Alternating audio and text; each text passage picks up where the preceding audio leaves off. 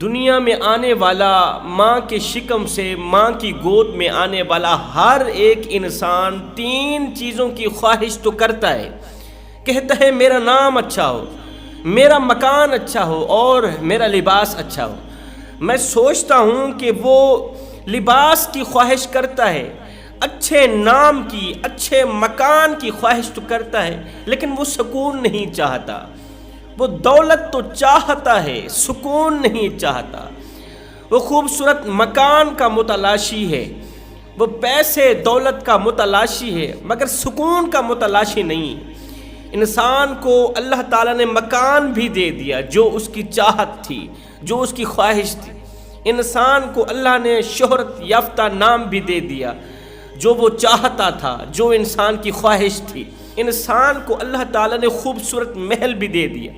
انسان نے تو یہ سمجھا تھا کہ خوبصورت محل کے ملنے سے میں سکون سے رہوں گا، میں قرار سے رہوں گا، میں چین سے، اطمینان سے رہوں گا، مگر یہ اس کا گمان تھا، یہ اس کا وہم تھا۔ اگر خوبصورت محل میں رہنے سے سکون ملتا تو آج تاج محل میں رہنے والی عورتیں بے سکون نہ ہوتی، خوبصورت محلات میں رہنے والے لوگ پریشانی کی زندگی نہ گزار رہے ہوتے۔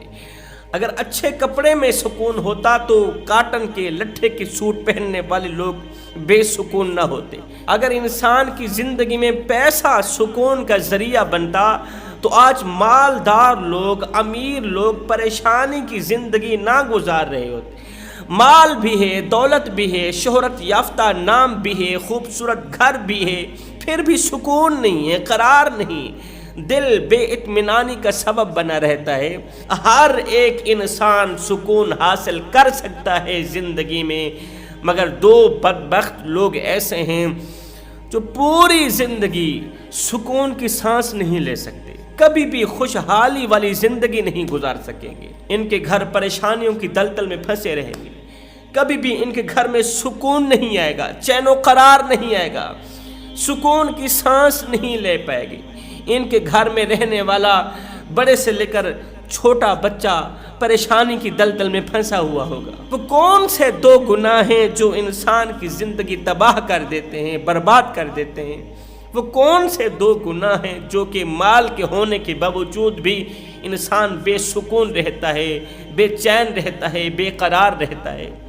وہ کون سے دو گناہ ہیں جو انسان کی عمر کم کر دیتے ہیں، انسان کی زندگی میں سے، عمر میں سے برکت کو اٹھا لیتے ہیں، انسان کے گھر میں سے بھی برکت کو اٹھا لیتے ہیں؟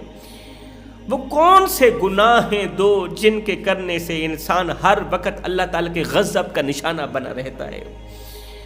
اس سے پہلے میں تمہیں ایک سبق آموز واقعہ سناتا ہوں، پھر بتاؤں گا کہ وہ کون سے دو گناہ ہیں۔ ایک بیٹا تھا، ایک باپ تھا، 3 دنوں سے انہوں نے کچھ نہیں کھایا تھا۔ غریب باپ، غریب بیٹا، 3 دنوں سے کچھ نہیں کھایا، کھانے کو کچھ نہیں ملا، مٹی کی کھدائی کر رہے ہیں، کمزور سے جسم کے ساتھ مٹی کی کھدائی کر رہے تھے، مزدوری کر رہے تھے۔ شام کو اجرت ملے گی، کھانے پینے کا بندوبست کریں گے، بھوک مٹائیں گے۔ مٹی کی کھدائی کر رہے تھے۔ باپ نے 3 دن کے بھوکے بیٹے کے چہرے پر جب بھوک کے آثار دیکھے تو اس سے رہا نہ گیا، رونے لگا، دل سے رونے لگا، کہنے لگا بیٹا تم کام کرو، میں اللہ کے حضور 2 سجدے نہ کر کے آؤں، میں نماز نہ پڑھ کے آؤں۔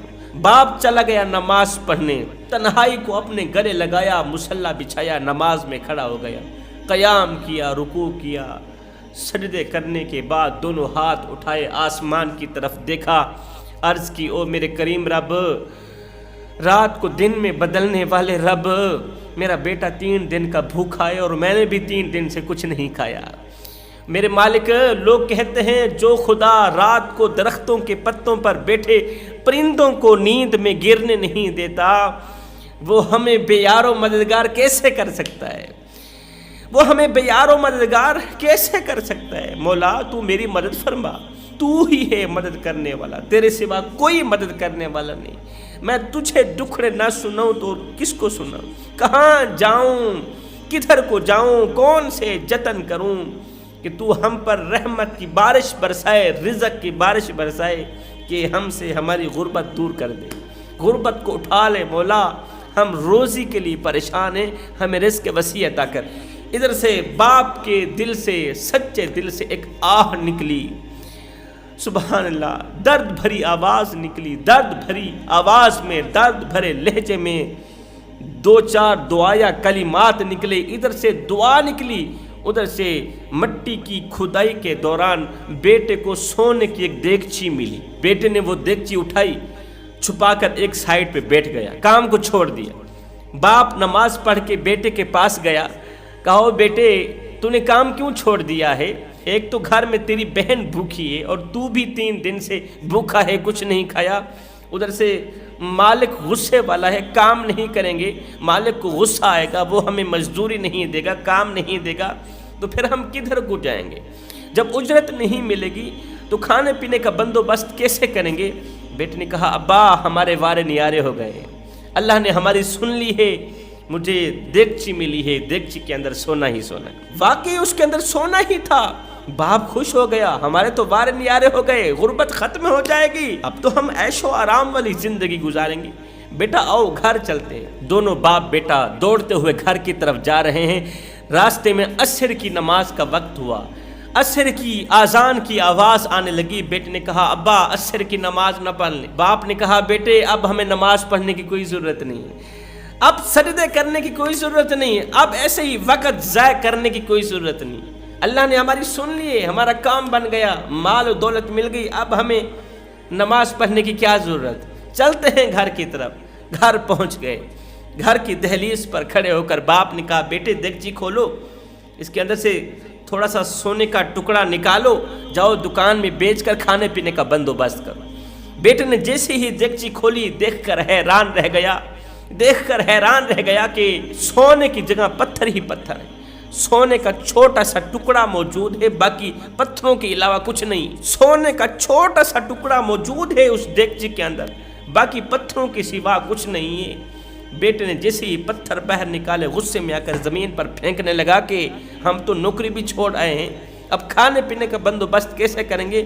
جیسے ہی پتھر اٹھایا زمین پر پھینکا تو پتھر کے اندر سے آواز آئی او نادانو اس قدر غصے میں کیوں بھڑک رہے ہو، غصے میں آگ بگولا کیوں ہو رہے ہو؟ کاش کہ تم عصر کی نماز بھی پڑھ لیتے، کاش کہ تم عصر کی نماز پڑھ لیتے۔ ظہر کی نماز پڑھی تھی، اس کے بدلے اللہ تعالیٰ نے کہیں سے تمہارے لیے سونے کی دیگچی بھیجی، اس کے اندر سونا ہی سونا تھا، یہ جو پتھر ہیں یہ سونا ہی سونا تھے، لیکن تم نے جو عصر کی نماز چھوڑی، نماز کے چھوڑنے کی نحوست نے سونے کو پتھر بنا دیا۔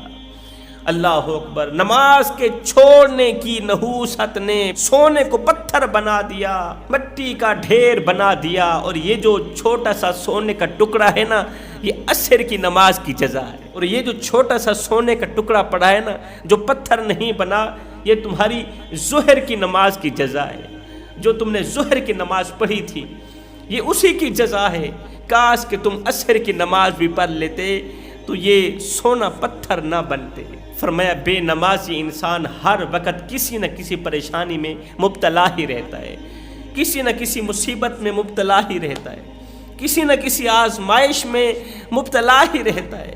فرمایا سب کچھ کرنا، نماز کا دامن مضبوطی سے پکڑنا، نماز کا دامن نہیں چھوڑنا، اگر چھوڑو گے تو یاد رکھنا تم اجڑ جاؤ گے، تباہ و برباد ہو جاؤ گے۔ نماز صرف جنت کی کنجی نہیں ہے، نماز صرف جنت کی چابی نہیں ہے، یہ کامیابی کا راز ہے، کامیابی کی بھی کنجی ہے، کامیابی کی بھی چابی ہے۔ دوسرا گناہ والدین کی نافرمانی، والدین کو دکھ دینا، والدین کو درد دینا، بیوی کی باتوں پر آ کر والدین کے آگے آنکھیں نکالنا، گور گور کے دیکھنا، غصے میں بات کرنا، ہر وقت والدین کے آگے چیختے رہنا، چلاتے رہنا، آسمان کو سر پہ اٹھا کے رکھنا، والدین کو ان کی غربت کے تانے دینا، یہ بہت بڑا گناہ ہے۔ ایک نوجوان دعا کر رہا تھا، اللہ آج میں اپنے بوڑھے باپ کو اٹھا کر دریا میں پھینکنے جا رہا ہوں، مجھے معاف کر دینا۔ دعا کر رہا تھا، بوڑھے باپ کو اٹھا کر دریا میں پھینکنے جا رہا ہوں، میری بیوی نے مجھے کہا ہے یا مجھے اپنے گھر میں رکھو یا اپنے اس بوڑھے باپ کو رکھو، جو کھانستا ہے جراثیمیں پھیلتی ہیں، جو کھانستا ہے کورونا پھیلتا ہے، یا تو مجھے اپنے گھر میں رکھو یا اپنے بوڑھے باپ کو رکھو۔ مالک میں نہیں چاہتا کہ میری بیوی مجھ سے روٹھ جائے، میں نہیں چاہتا کہ میرا گھر تباہ ہو جائے، برباد ہو جائے۔ بیوی کے بغیر تو گھر نکارا ہے نا، گھر میں کوئی رونق نہیں ہوگی۔ مالک بیوی کی باتوں پر آ کر میں اپنے بڈھے باپ کو اٹھا کر دریا میں پھینکنے جا رہا ہوں، مجھے معاف کر دینا۔ یہ نوجوان گھر آیا، بڈھا باپ، کھانستا ہوا باپ، بیمار باپ چارپائی پر بیٹھا تھا۔ بیٹے کو دیکھ کر خوشی سے نہال ہو گیا، باغ باغ ہو گیا۔ بیٹا کتنے دنوں کے بعد میرے پاس آئے ہو، میری آنکھیں تجھے دیکھنے کے لیے ترس رہی تھی، میرے کان تیری آواز سننے کے لیے ترس رہے تھے۔ بیٹے آؤ نا، میرے ساتھ بیٹھو نا۔ بیٹے نے کہا ابا آج چلتے ہیں جنگل کی طرف، جنگل کی حسین وادیوں میں اپنے باپ کو گھماتا ہوں، پھراتا ہوں۔ حسین وادیوں میں چلنے والی میٹھی میٹھی ہوائیں آپ کو باغ باغ کر دے، چلو نا جنگل کی طرف چلتے ہیں۔ اور وہاں میں نے سنا ہے ایک درخت کا پھل ہے جس کے کھانے سے اللہ تعالیٰ شفا دیتا ہے، وہ درخت کا پھل آپ کو کھلاتا ہوں، ہو سکتا ہے آپ شفا یاب ہو جائیں، اللہ تعالیٰ آپ کو صحت دے۔ اس نے باپ کو اٹھایا، کندھے پہ رکھا، کہاں جا رہا ہے؟ دریا میں پھینکنے جا رہا ہے۔ پانی کے اندر قدم رکھا، باپ تو سمجھ گیا تھا نا کہ کہاں لے کے جا رہا ہے۔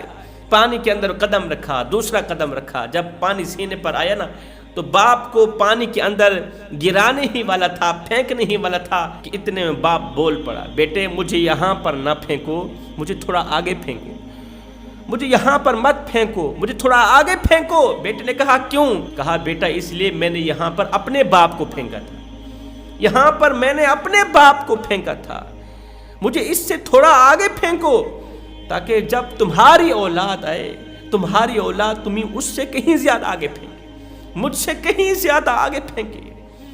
بیٹا حیران رہ گیا، پریشان رہ گیا، ابا تو نے اپنے باپ کو پانی میں پھینکا تھا، اس نے اپنے باپ کو پانی میں پھینکا تھا، میرے دادا نے میرے پردادا کو پانی میں پھینکا تھا، آج اگر میں تمہیں پھینکنے آیا ہوں تو اس کا مطلب یہ ہے کہ میری اولاد بھی مجھے پھینکنے کے لیے پیچھے سے تیار کھڑی ہے، تو یہ معاملہ یہاں پر ختم نہ کر دوں۔ اپنے باپ کو لے کر گھر آیا، باپ کی خدمت کی، باپ کی نوکری کی، اس قدر خدمت کی کہ خدمت کے دوران ہی اس کے باپ کا انتقال ہو گیا، باپ اسے دعائیں کرتا کرتا اس دنیا فانی سے رخصت ہو گیا۔ تو پھر جب اس کی اولاد آئی، اس کی اولاد نے بھی والدین کے ساتھ ایسا ہی کیا جو اس نے اپنے باپ کے ساتھ کیا تھا، باپ کی خدمت کی، اس کی اولاد نے اس کی خدمت کی۔ جیسا کرو گے ویسا بھرو گے، اس لیے کہ اللہ کا ترازو تو صرف انصاف ہی تولتا ہے۔ فرمایا دو گناہ کبھی نہ کرنا، کرو گے تو یاد رکھنا رزق کے لیے تنگ ہو جاؤ گے، رزق کے لیے پریشان رہو گے، تمہارے گھر میں رحمت کے فرشتے نہیں آئیں گے، رزق بانٹنے والے فرشتے نہیں آئیں گے۔